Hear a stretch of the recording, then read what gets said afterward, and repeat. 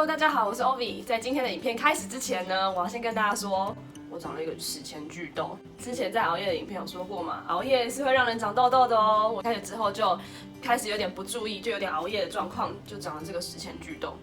所以今天这个史前巨痘会陪伴大家一整集。然后呢，要跟大家提醒一下，下个礼拜的影片是放假的哦，因为我们要去毕业旅行。那我们去毕业旅行的地点是北越。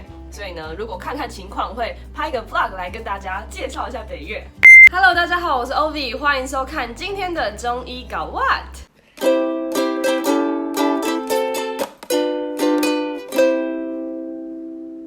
今天要讲的这个主题呢，我相信应该也很多人都很有兴趣吧，就是为什么要坐月子。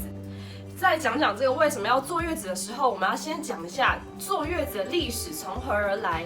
根据一些记载以及我查到的资料，坐月子这个传统从汉代而来，所以已经有2000多年的历史了。那坐月子的期间，大家应该都知道，应该是30天嘛，就是1个月的期间这样子。不过呢，关于坐月子的时间，有一句话是这么说的：弥月为期，100日为度。所以其实就是以30天为一个基准，然后最多做到100天。那平均而言，大概就是做42天这样子。大家应该会很好奇坐月子的原因到底是什么吧？那我现在就来提供3个主要坐月子的原因给大家。第一个原因呢，当然就是要恢复我们身体的各个脏腑的位置。为什么要恢复脏腑的位置呢？因为啊，你看哦，你想想，有一个小孩就在你的肚子里撑着，我们的子宫女生的子宫原本就大概等于她的拳头大小。那拳头大小的子宫要被撑那么大，一个婴儿至少那么大嘛。那你那么大的东西放在你的肚子里面的时候，是不是会造成你5脏6腑错位？到后期可能会妈妈有些频尿的状况，是因为它会压迫到膀胱，或者是压迫到其他器官，让你的身体有一些不舒服的症状。那这些症状我们就要利用坐月子的期间把它调理回来。第二个原因呢，就是大失血。什么叫大失血？大家应该可以理解吧？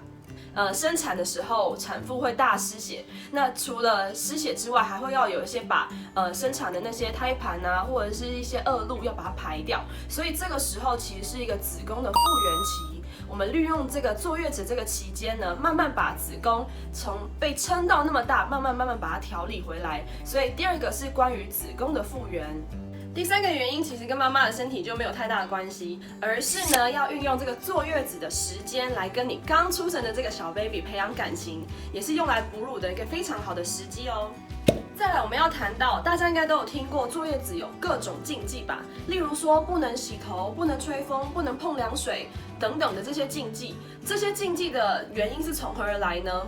我在这里停留一个我自己的解释，大家应该可以理解，小孩在我们的肚子里面生长，它其实是需要非常多的新陈代谢，然后我们也会新生许多血管，让小孩子能够获得充分的养分而生长嘛。所以你看，它是一个生长的机能非常旺的一个个体，大家是不是可以把它想成是一团火在你的肚子里面呢？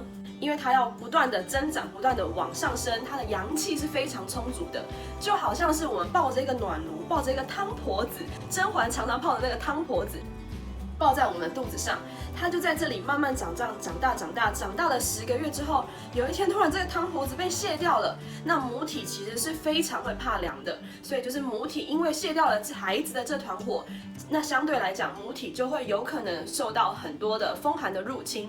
所以呢，古人讲的这些禁忌，不能洗头啊，不能碰凉水等等的这些禁忌，其实就是在防止妈妈在坐月子这段期间得到风寒。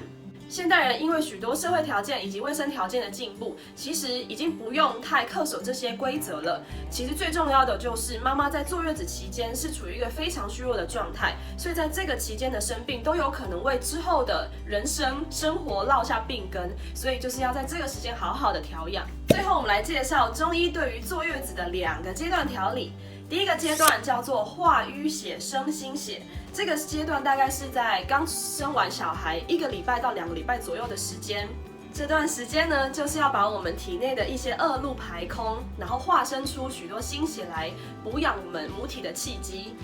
这个时候我们用到一个非常著名的方剂，叫做生化汤。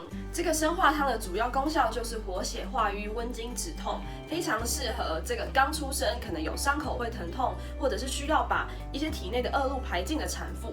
但是在这里要温馨提醒大家，并不是每个人都适用生化汤的哦。例如像是剖腹产的产妇，由于呢医生们在开刀的时候，可能就已经把你子宫的恶露清除干净了。相对于自然产的产妇是比较需要排除恶露的，剖腹产的产妇反而是不太适合使用生化汤的。所以大家在使用生化汤之前，还是要先去找中医师评估之后才能服用哦。那再来第二阶段呢，就是健脾、调理气血、补养肝肾的一个状态。这个阶段大家应该就知道，就是我们要把我们的身体的一些五脏六腑的养分啊、功能再把它恢复起来。所以这个阶段大家所熟知的麻油鸡啊、十全大补汤啊等等的这些非常补的一些汤啊，或者是非常补的一些食品就出现喽。这个阶段有点像是打破重建的这个重建的阶段，所以呢，可以趁这个期间趁势调理一些怀孕之前我们母体本来就有的状况，例如像是可能贫血啊，或是过敏等等。不过在这里也要温馨提醒大家，再一次，就是我刚刚说到的十全大补汤等等非常滋补的汤剂，也是需要中医师的评估哦。因为呢，有些人可能本来体质就属于燥热的，所以如果在这个时候继续补一些燥热的汤品的话，可能会燥上加燥，反而会让母体处于一个更燥热的状态。那这时候产生的乳汁也有可能会让小孩子有过敏的风险。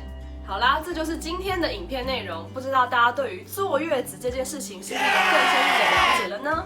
如果说喜欢我的影片的话，不要忘记帮我按喜欢、订阅、开启小铃铛。